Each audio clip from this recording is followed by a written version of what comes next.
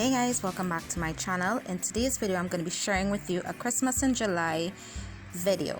It's a collab with my friend Claire from Claire's Crafty Corner. I would have a link for her channel and as well as the playlist in the description below. So today I'm going to be showing you how I made this faux window pane using very inexpensive items and gave it this gorgeous background with a box cover that you can find at any dollar store or any store.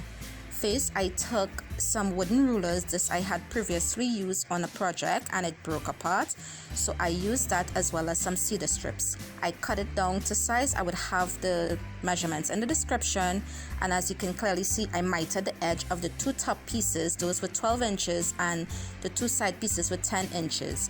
I did cut one of the wooden rulers at 7 inches and one at 10 inches, and I just glued the two mitered pieces to the two side pieces, and I use my wood glue for that. You can also use E6000, you can use hot glue, but I wanted a more sturdy piece. I then took the ruler pieces and I added those to the center to give it that window frame look or window pane look. I did measure to get it as centered as possible, but you can eyeball this as well.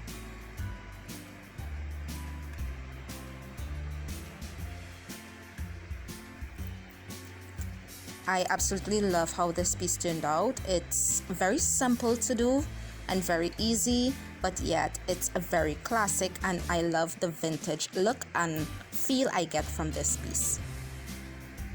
So once I had everything marked out and centered, I then took my wood glue again and I glued both pieces to the center of the frame. Thank you so much guys for getting me to 1,000 subscribers. I have been so excited for that. I really know that I have been MIA. I really had a lot on my plate, and I will be getting videos out for you guys from today onwards on 2 days a week, which would be my normal days for videos, which is Wednesdays and Fridays, but I will have collab videos in between. I would let you guys know when I'll be starting back 3 days a week, which would be Monday, Wednesdays and Fridays.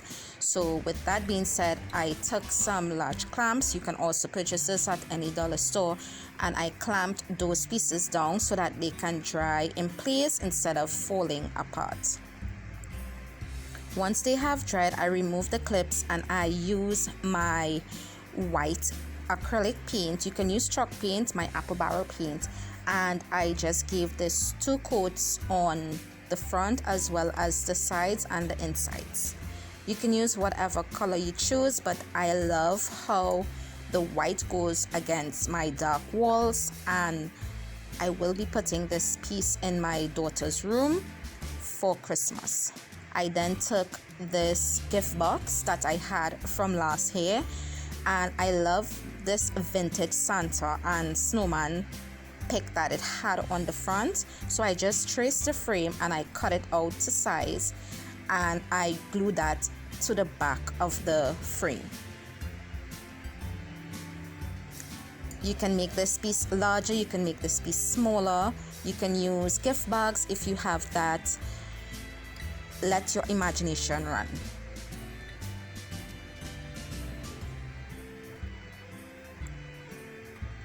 If you're new here, welcome. If you're a returning subscriber, please feel free to hit that like button. Give this video a big thumbs up. It really do helps me out a lot, and I really do appreciate you guys a lot.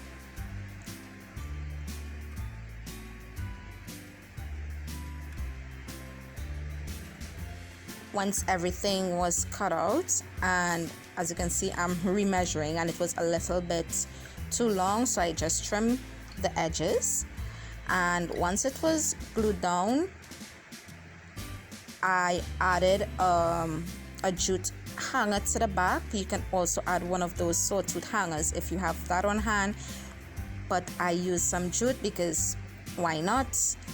And then for the front of the frame, I found that it looked a little bare, So I did went with some, I guess, some Christmas pine and some berries. I also used a glitter snowflake that I had on hand and some pine cones. You can use whatever decor, or you can decorate this where you see fit. I just took some of my jute cord and I wrapped those two pieces together to give it a more of a swag look, and I tied that in a knot, and then I just laid everything down, hot glued everything down while I was laying it down so that I can see where everything goes.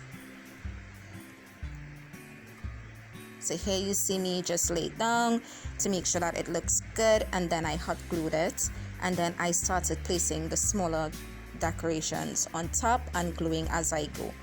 I absolutely am in love with this piece. It took me honestly roughly about less than an hour to make, with the waiting of the glue to dry and also the paints to dry, which was the longest time I had to wait. And that was it, really. Thank you guys so much for watching. Also, don't forget to check the description box so that you can check out the playlist with all these amazing DIYers and crafters doing different DIYs, and also the host Claire from Claire's Crafty Corner. She is amazing. She does resin, she does jessamite, she does a lot of different things on her channel, so you can also check her out, and I will see you guys on the next one. Bye.